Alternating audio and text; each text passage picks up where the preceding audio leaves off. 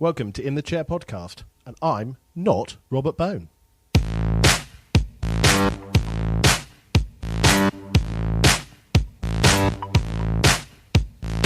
You're listening to In the Chair, a podcast for Freemasons in England, the UK and around the world. Find out more at masonicpodcast.com.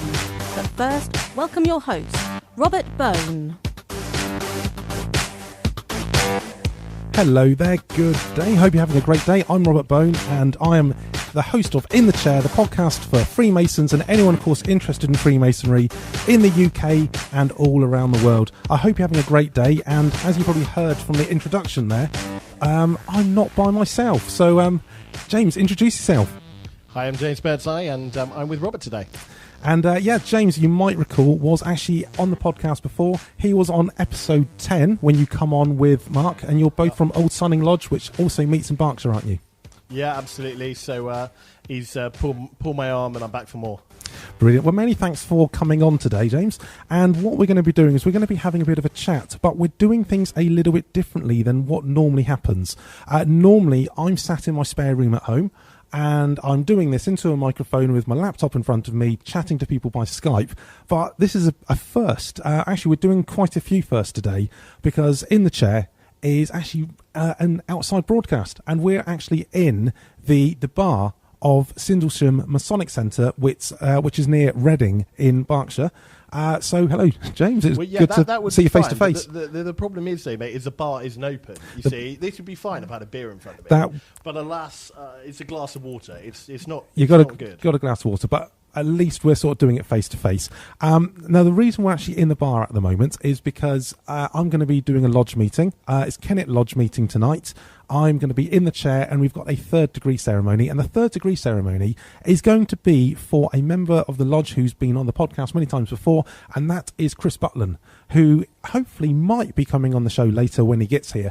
And it's going to be his third degree, so he's going to become a Master Mason by the end of the evening. But we've come here early, and hopefully, as the show goes on, some people are going to be turning up to the centre and wondering what we're doing here with microphones, and we're going to try to get them involved in the show as well. So that's going to be quite interesting and make things a little bit different as well.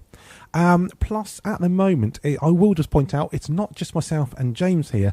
We've got two other people as well, probably that you're not going to hear from. They're called Matt and Rosie, and they're here. And they're actually filming us today as well. And that's hopefully going to be, hopefully some footage of this might, if we're lucky, be used in a documentary that might be on Sky TV. So I'm going to mention that now, because just to let everyone know that, of course, I set up this podcast. James is on here. James knows that we're doing this podcast to try and bring Freemasonry out to people, and by not just letting it go into people's ears from iTunes, but hopefully let people see it on TV, is going to give people a good idea of what they're up to and what we're up to, I guess. Yeah, totally. So, James, you're here. We're going to hopefully have some more people coming on. Yeah. But I was thinking today, we'll try and have a bit of a follow-up, because it was a while back now that you were on the show. Yeah, it was with Mark, and actually that was a first itself, because it was not just two guests, it was yourself and Mark, and you're both, you're still deacons in Old Sunning Lodge? Yeah, so I'm still junior deacon at the moment. Mark's senior. Next year I'm going up to senior, and then Mark's obviously going up to the warden positions. So it's been a busy year. I've done quite a lot of first degrees. We've been really lucky, had a load of initiates, which has just been awesome. Right. So it's been I've really got used to the deacon's work pretty quickly, right. Which was good. So yeah, it's really enjoyable being junior deacon, and had good fun doing it really, and also had the great advantage of showing some of my mates around the lodge as well. So I had a couple of initiates that I've that sort of know from work and that have come in, and that's been really lovely to have some mates sort of come in really and spend time with them. Brilliant. Okay, so that's great. I mean, it's really good, because I know when we first got you on, one of the reasons was because your lodge, Old Sunning Lodge, and pretty much was really running down. I visited it for the installation meeting, and when I visited, it was getting it was actually really good, because there were you there was more people there, but one of the people stood up and said about how just a few years ago it was getting close to closing, close to handing its warrant in, and you've now been involved, and I think you and both Mark have been instrumental in bringing new people in, so that's really inspiring. Yeah, and I think also, and obviously we'll talk about this a little bit later, I dare say, it's being able to kind of, when you enjoy your masonry, then you want to talk about to your mates at Sure. work or friends, and they can see you having a good time, and then you have those conversations. And I think it's infectious, really. If you're in a lodge where things are sort of quite slow and the same thing's been happening over and over again, I think the whole lodge genuinely can kind of not be an overly positive place to be. That's great. And by giving it something different to do, gives it more motivation for people to be there, more fun. And what's going to happen is people are going to invite their friends along because they know it's going to be a good evening. Yeah, absolutely. Yeah, not just doing another rehearsal or something to sort of fill the numbers, to fill the space in the diary. You can see that with visitors. They when they sort of do the reply to the visitor speech, they genuinely have had a really good time. And I think that as a lodge should be a big aim, really, is to make sure those people that come to your lodge are having a really fun, exciting time, and feel that the ritual, yes, is done properly and seriously and done well, but also they have a crack-infested board, they have a good laugh, and that's what we try and do at Old Sunning. And I know sort of with yourselves at Kennet, it's very welcoming to visitors, and I think that's a really important to definitely getting visitors involved in stuff. But what we'll look at a bit today is we've looked at, I guess, the past of Old Sunning Lodge, and you were talking about that last time and how you're bringing new people in. But what would be interesting, actually, is to look at where you're going.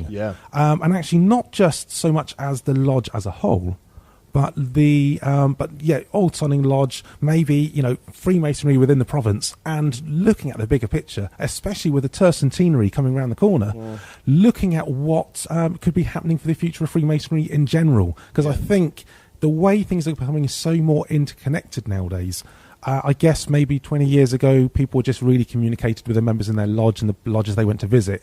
Nowadays, I mentioned on Twitter earlier on today, on Masonic Podcast on Twitter, that we're going to be doing the podcast today. And, I get so many comments from people all getting involved in it.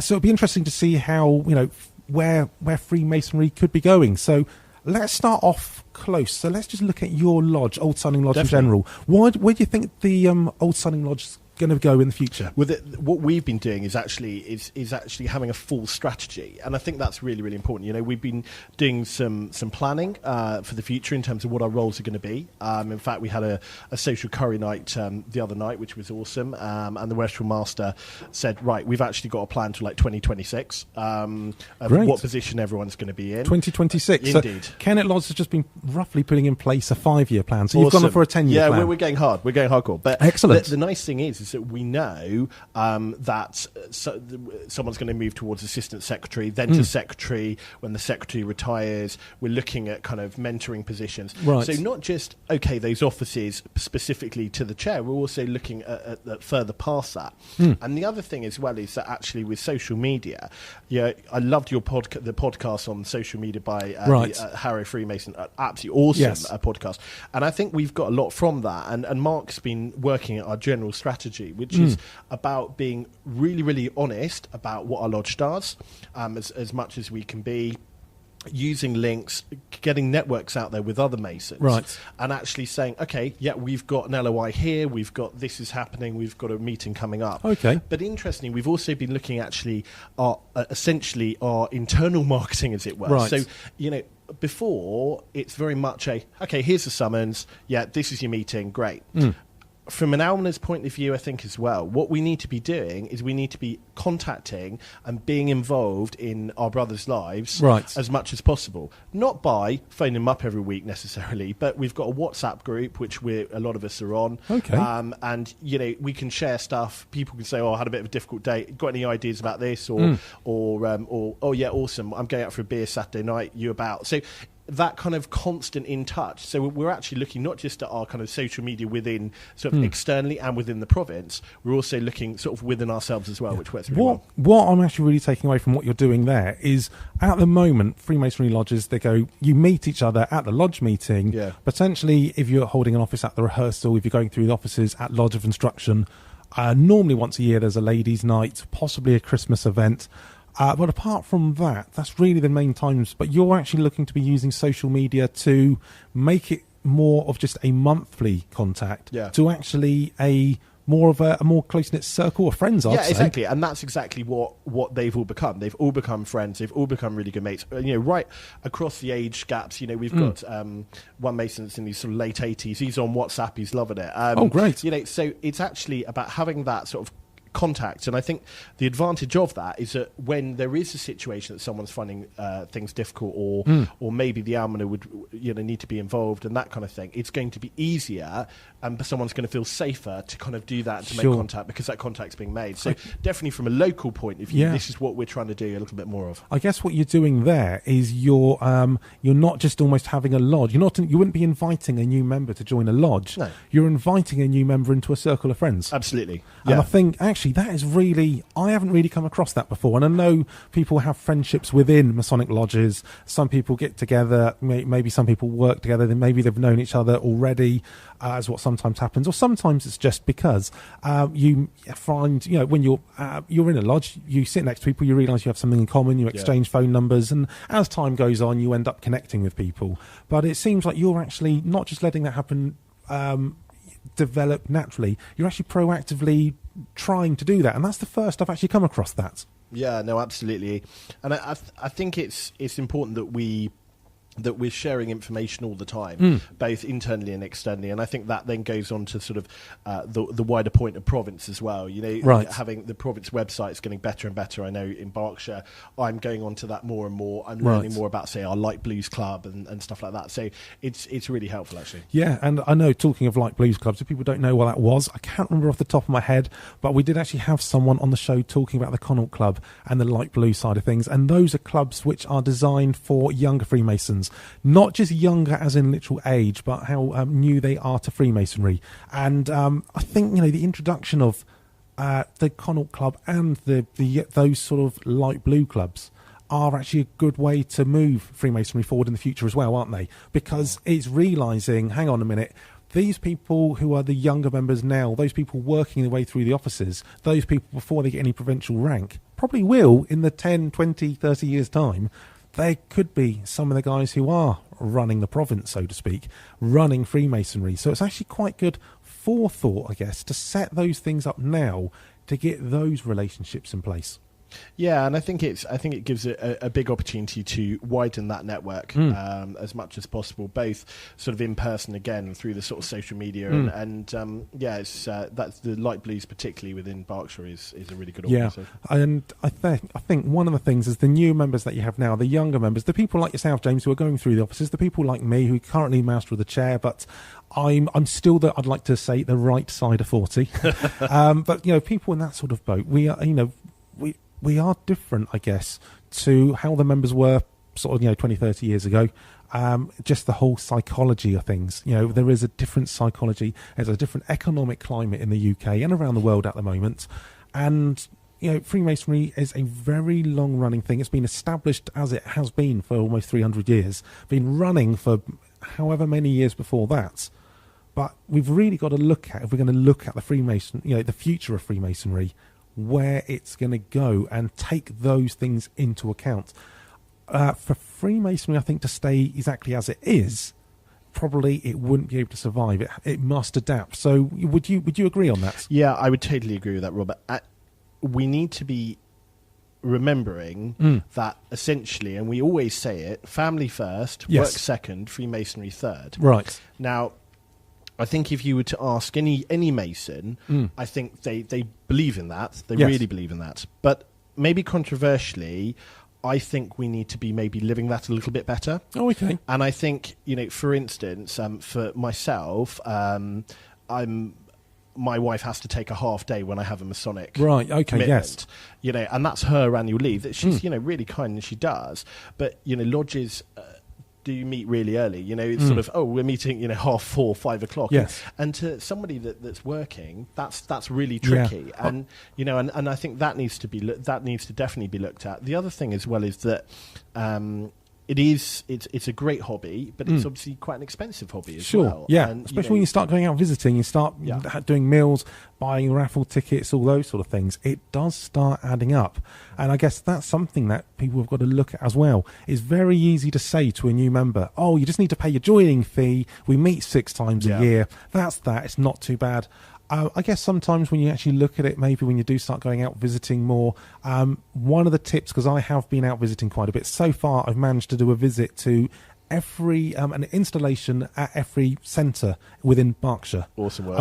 I'm starting to try. I thought I'd do the Berkshire things. I'm going to start trying to get out around other provinces as well. I know I've been promising to do that for months now. We're going to go together. We're going to go and see some of these some of the people that have been on In the Chair podcast. We're going to go there definitely. We're still planning to have that. We're hopefully arranging that trip up to Scotland. To see too Barry true.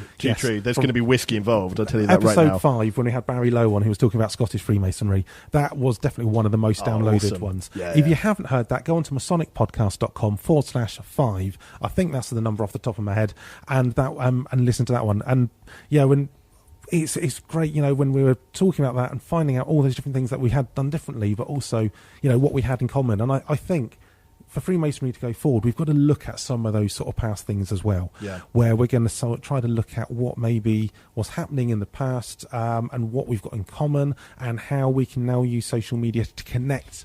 And not just connect, I guess exactly what we're doing now. Instead of just connecting via the internet, as we normally would do for an interview, we're now actually connecting face-to-face and actually in a physical location.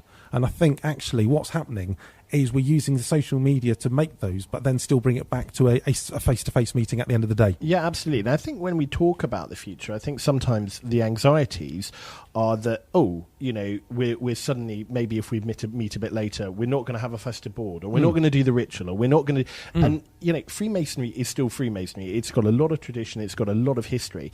And that is what I think particularly younger Masons absolutely love. Yes. It's not mutually exclusive. It doesn't mean because as an organisation we're naturally going to change, that essentially the core bits, which is doing ritual, spending time, learning, all of this, the stuff that we absolutely love to do, is suddenly all going to go away because that's the core bit of Masonry, and that's what we love doing. The charitable arm and all those things, we have great passion for, and we absolutely love it. But what it does need to do is, just like any organisation, it needs to adapt with modern times and understand as well that just as everybody has got time commitments, and I think the sort of the days of being able to kind of go to maybe an installation at sort of 3:30 in the afternoon, it just for a lot of Masons that becomes really difficult. Okay, let's try this. I'm going to put you really on the spot now. Okay. I know you're only, how should we say, in the grand scheme of things, you're a young Freemason, and you've been in Freemasonry now for, is it 4 or 5 years, something like that? No, a couple of years. Couple of years. 2 years. I'm a baby Mason. Okay. Little baby Mason. Currently junior deacon. Okay. Let's just say what happened. There was a big raffle held at United Grand Lodge of England, and one Freemason for a period of was able to be the Grand Master of all of England, but only to one meeting. But in that one meeting, he was allowed to make one rule change that would potentially have an impact on the future of Freemasonry. I'd put you on the spot, but if you could change one thing in Freemasonry that would hopefully have an impact, hopefully for the better, what would that be? I'm afraid I'm going to be really boring. Go for it. I'm going to be really boring. Go for it. You sure? Yep. You sure, listeners? Okay, I'm going to be boring. I'm going to say exactly what I've just said. It's got to be start times. Right. It's got to be start times. Oh, okay. So you would say if there's one thing that you were going to be changing about, it would change the... Yep. Yeah. I know... Maybe that's selfish. Maybe it's just because of my situation, but yeah. No, there's...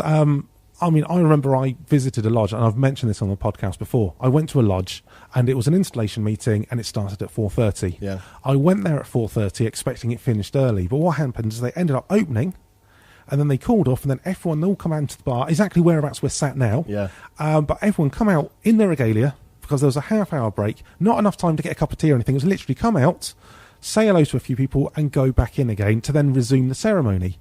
And I actually asked a couple of people, because I didn't believe the first time when I got the answer. I've told this to other people since, and they go, no, that's what happens in Freemasonry nowadays.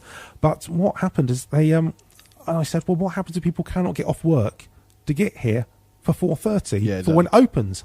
And both times I asked different people that said, no, but don't worry, that's fine. If you can't get here for 4:30, you can come back in the lodge when we call off and then resume again at 5 o'clock. And it made me think, if people are unable to get there for 4:30 due to work commitments, they're probably not going to be able to do the 5 o'clock opening anyway. That's it. Sorry, boss, but I'm going to have to knock off early for Masonry. It just, it just doesn't work. I guess nowadays, quite a few people maybe have flexi time. Yeah. Maybe, quite a few people are now self-employed. So maybe that affects things. But I guess there's still lots of people who are on those sort of 0-hour contracts or things where they actually have to be quite strict. And as well, some people, I mean, it used to be, I guess, the old, need to knock off early for a lodge meeting, nudge, nudge, nudge, wink, wink, sort of thing. Again, the same exactly. One, yeah. And it would all be, probably the other workers were going, look at them, swanning off to their lodge meetings. Yeah. Nowadays, it's not like that. Some people aren't they don't want to be, for whatever reason, they don't want to be telling their work colleagues that they're a Freemason. For whatever personal reason to them, they don't want to say that. And I think that's a shame, because then it's limiting people when they feel obliged that they can't go. Yeah, I mean, we've got a guy in our lodge that, particularly for LOIs and such, like, he's self-employed. If work comes in, that's it. Work comes in, Sure. and sort of said to me, I feel a bit bad. And I was like, don't feel bad. I was like, again, family first. Yeah, with job second, because if you haven't got a happy home life, your missus or your partner is going to go and you not be happy, and they are very important to keep happy, as we know. Yes. And then if you're not working, well, you're not going to be able to afford Freemasonry, because as we know, the one thing about Freemasonry is it's not free. Yes. So it is essentially. I think that's really important that's sort of remembered, really. So whereabouts, okay, that's what you might do to change the times, assuming if all that goes like that. Where do you actually see Freemasonry going in the future? I mean, we're just, getting to the stage where we're passing, the 300th anniversary.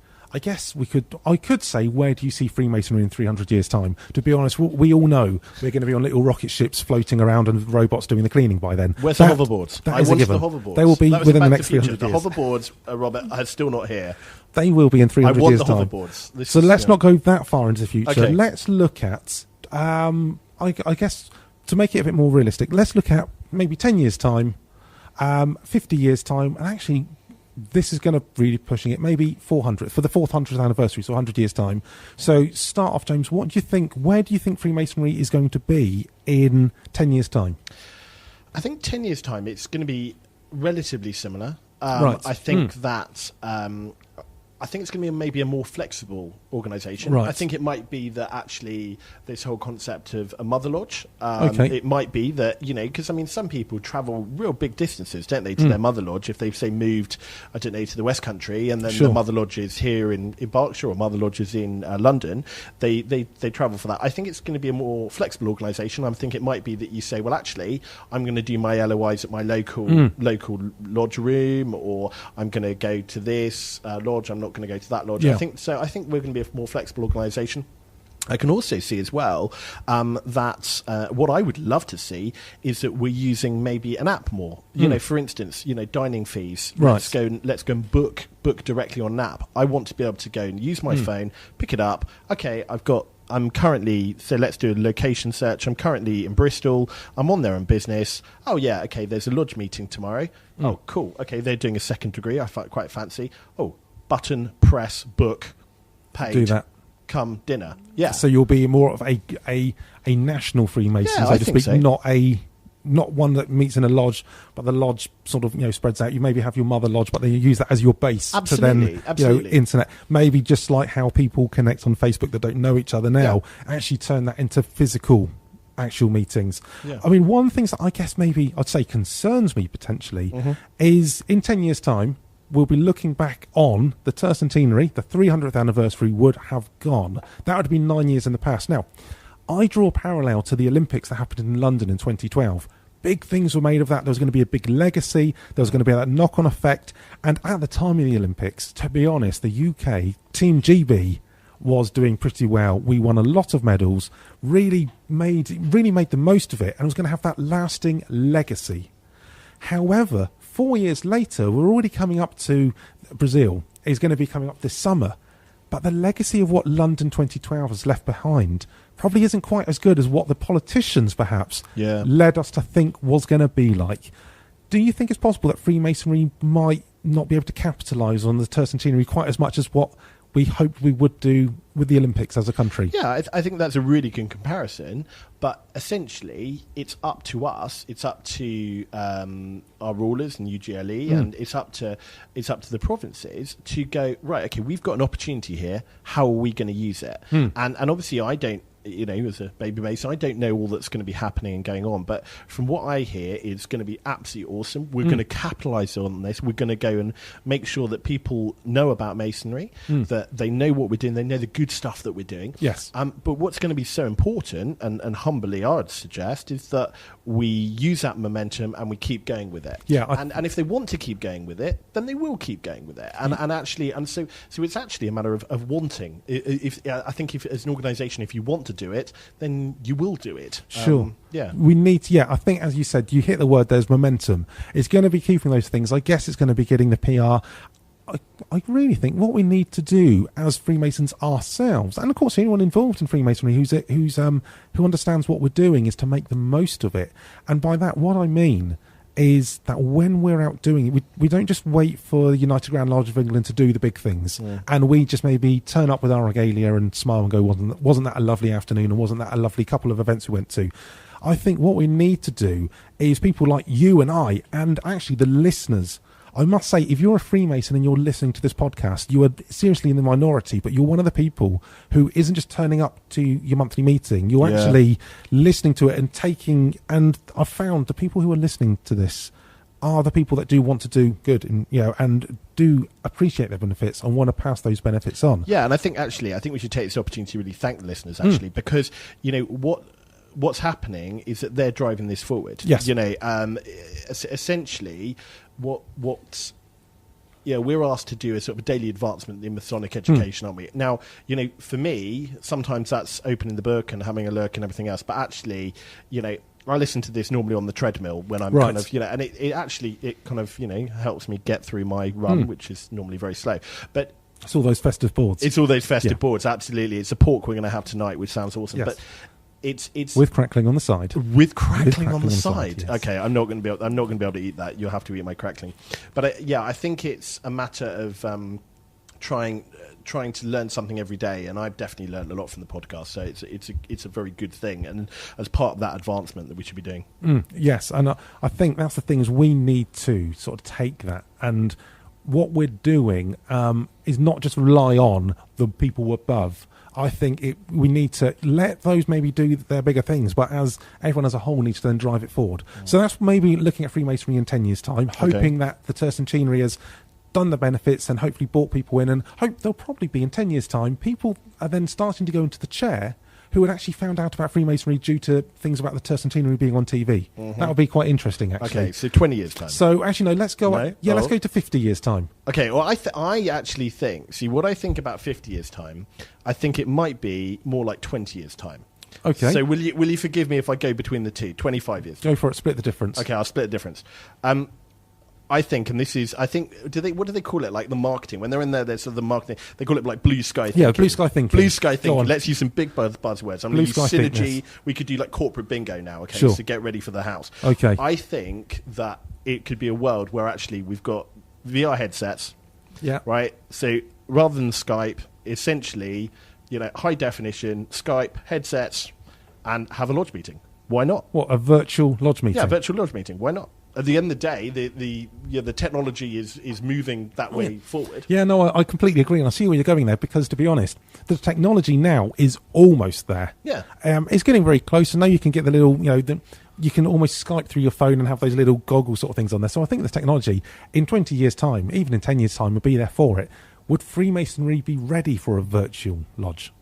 Well, I don't know. I think, would they, if we looked at this podcast, would they have been ready for that 20 years ago? Probably not. Would they even email? I was talking to one of our elderly brethren in the lodge, and he was saying that every time you got invited to a lodge, you would have to go and write a letter, then wait for the letter to come back, then accept the summons, then move that on, and then send a check. It went on and on and on. And actually now everybody's using email. Everyone's comfortable with that. They're actually getting more comfortable with Facebook. They're getting more comfortable with Twitter. So actually, 25, maybe 30 years' time. Who knows? Yeah, so potentially. So, okay, let's assume that in 20 to 50 years' time, there are virtual lodges. Yeah. Okay, in 100 years' time, they're going to be the 400th anniversary. Okay. There's going to be some people doing an equivalent podcast. I'd like to think I've left a legacy. I'd like to think that this is going to be going on every week for the next 100 years. So episode sort of, believe in yourself, mate. You need to believe in yourself. Yes. Okay, so episode 5,228. It'll be around there. Obviously, it won't be me, but that'll be a year before the 400th anniversary. If this conversation was happening then, what do you think they'll be talking about? This is now getting difficult. Okay, Robert. I would like to You think. start it off, because Okay, I'm not what sure. I would do is a long I time, would mate. start that conversation by looking back. Okay. Looking back from 400 years to look back 100 years ago and saying, and I hope this would happen, back in 2016, 2017, it was the tercentenary. Freemasonry was really on the decline, but Freemasonry used that opportunity to sort of like turn, to maybe re-establish itself, to maybe use the opportunity to rethink itself. I wouldn't say rebrand, but I think more than rebrand. I would say it's like when Classic Coke released New Coke. Yeah. The problem is with that one, New Coke didn't do very well. Yeah, even though it beat the taste tests, it still reverted back to Classic Coke. But maybe what you're saying there essentially, Robert, is that the good things that we do, maybe we just need to tell people the good things that we do, right. and actually, not be shy about that. Not be shy about the metropolitan province, funding most of the secondary ambulance. I'm very, very proud to hear that. Yes. As a paramedic, that's an awesome, awesome thing. And when you talk to people about the work that's done and the Masonic charity and such like, people sort of get it a little bit more, I think, maybe. Yeah. And I think we shouldn't shy away from that. We should be proud of that. And it's not something that, we should maybe scream from the rafters, but a lot of people don't realise that, we don't go out and fundraise. We don't go and ask for direct debits from people that aren't Masons. This is all within ourselves.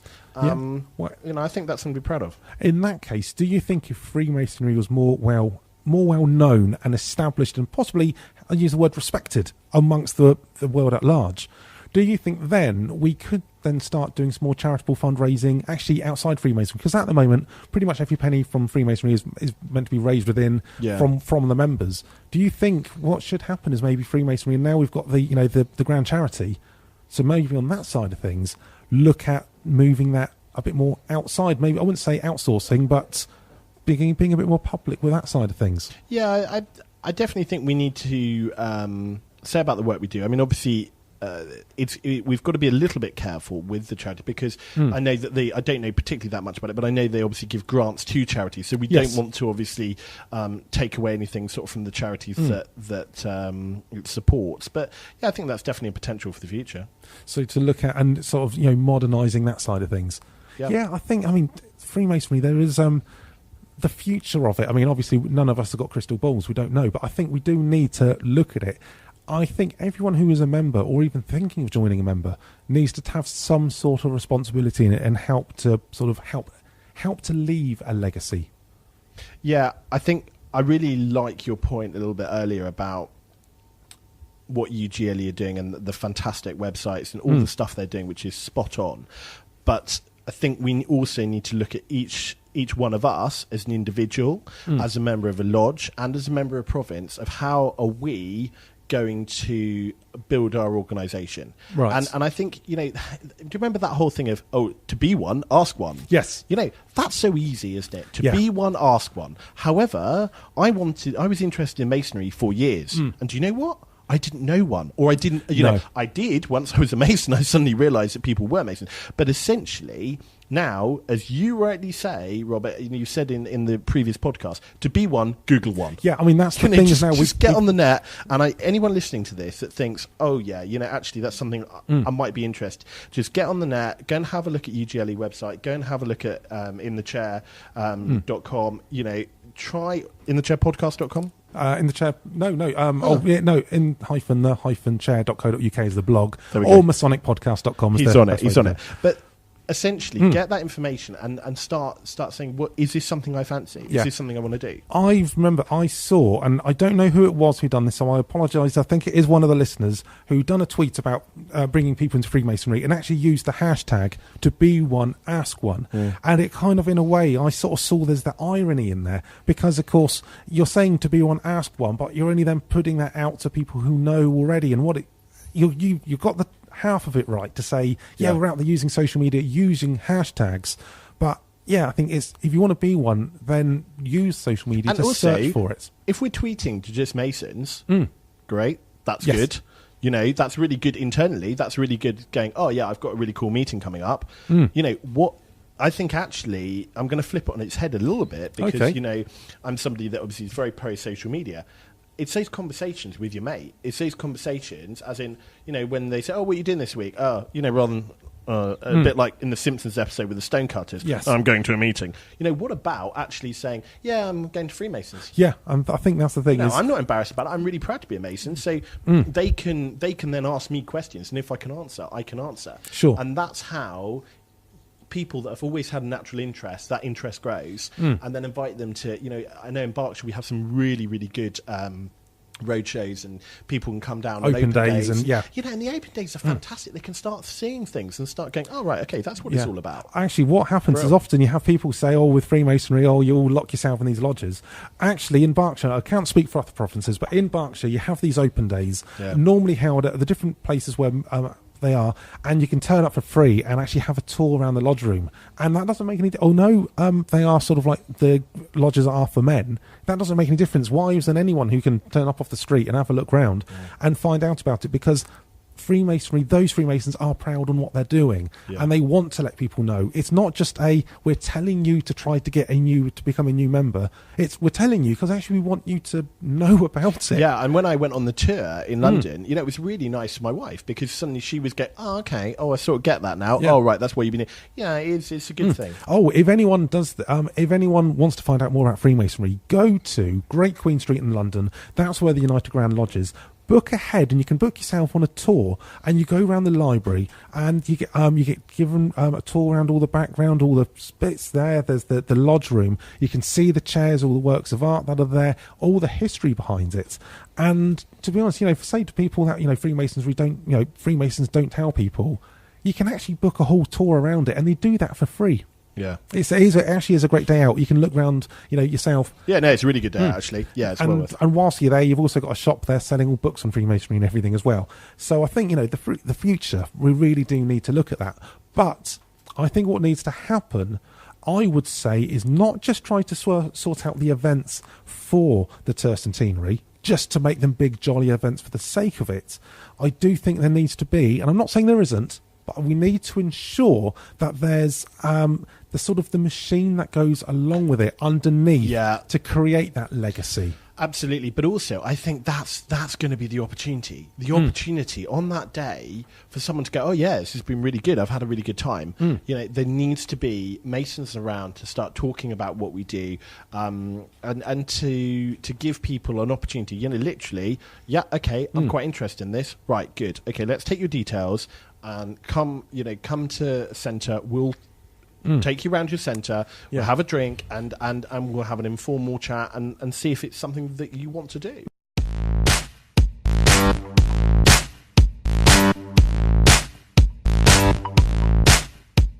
So thanks once again to James Birdseye for coming on to In the Chair. That was episode 28. I hope you enjoyed it. I think it was a little bit controversial there in places. I must apologise for the abruptness of ending there. Of course, we were doing a live record, so I will also mention about the quality. I know it was a little bit up. Normally, when things are recorded, I've got the opportunity to play with things and maybe mix things down if needs be in post-production. But when it's live and got various bits going on around us at the time, I'm having to twiddle the dials as we're talking. So apologies if there's a little bit of noise and interference in the background there. And we also had a bit of a technical problem, which I only realised when getting everything all edited down, that the second part of the interview, we had to pause pause just after the pit where we were talking. Had to move around, and managed to actually round up a guest just to come on at the end of the show. Kish Naran, who's a past member, a past master of Kennet Lodge. He went through the chair. We had a bit of a chat with him, and unfortunately that seems to have been zapped, and have only still got that first part there. But we really covered those. I think, it was quite controversial in places, and I think being live, actually speaking to James face to face, we did sort of feed off each other there. And I mean, there might be some people that might think about, we're going off traditions, but we're deliberately doing that, deliberately doing some blue sky thinking, looking at some things from outside. And I think it was quite interesting listening back to when we were saying about how let's put ourselves into the future and then look back on things now. It actually gave us quite a different viewpoint to see, right, what should we be doing now? And I think that's quite an interesting exercise. And I'm sure I'd recommend, if people to do that themselves, if within their lodges, within their provinces, or Freemasonry in general, put yourself in the future and look back and look at what sort of legacy we want to be leaving and try to have that side of things. So hopefully that sort of come across. Also, I mentioned in there that we're getting filmed. I can't give any details on that purely because I don't know all the details at the moment, but there's a documentary that's getting made about Freemasonry. It should be a 4-part documentary. I'm assuming it's going to be coming out later on in the year, and it's been given the green light by the United Grand Lodge of England to sort of go in, and they've even been doing some filming in lodges and looking at different Freemasons, and they wanted to come along and actually record a version, actually doing the podcast. It's where it's obviously quite unique. I'm the only one out there in the UK doing a podcast about Freemasonry. Obviously something that the producers thought would be quite interesting. Of course, it would be quite ironic because they filmed me us actually recording that podcast. If it ends up being that bit that actually got lost off of mine, that ends up getting used. So although Kish might not have featured in the podcast, he might even still feature in the documentary, so you might still hear what he had to say, depending on how that goes. Make sure if you want to find out about that you keep up to date, because as soon as I know information, I will be letting people know, obviously through the podcast, so make sure you subscribe. Easy way to do that is on iTunes. Go to masonicpodcast.com/iTunes, or just search for In the Chair whilst you're on iTunes, and also Stitcher. Or with Twitter, if you're not following, make sure you are. It's on Twitter, the handle's Masonic Podcast, and there's also a Facebook group as well. In fact, the easiest way to find the Facebook group is you can search for it on Facebook, or search for Masonic Podcast, or just go to masonicpodcast.com/Facebook, and that will actually redivert you through to the page. So it goes onto there and then rediverts you through to directs you directly onto there, and you can make sure tick to join the group. I'd say it might be that we've done some recording, done an interview with the producers beforehand. None of that footage might be used. I've got no idea how it's going to go, but it's definitely quite interesting to get that sort of thing going out there, and it just shows that there's obviously the public at large must be wanting to find out a bit more about Freemasonry, and especially with the tercentenary coming up, it's going to make for an interesting documentary nonetheless. So obviously want to say thank yous to everyone. Thank you, of course, to James Birdseye, who was obviously on. Thank you to Sindlesham for letting us sort of record there, and obviously producers for coming along, and just thank you to everyone, and also, of course, for you as the listeners. Hope you've enjoyed that one. It was masonicpodcast.com/28 if you want to read the show notes. And hopefully I will be speaking to you again soon. Have a great week. Thanks very much for listening. I've been Robert Bone. Goodbye.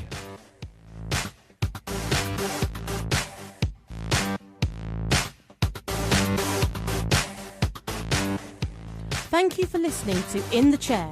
Visit masonicpodcast.com to see the show notes and in-the-chair.co.uk for more resources to help you get the most out of your Masonic journey. If you enjoyed the show, please let us know by rating and reviewing it on iTunes. And remember to subscribe so you don't miss our next podcast. If you're not already, follow us on Twitter at Masonic Podcast.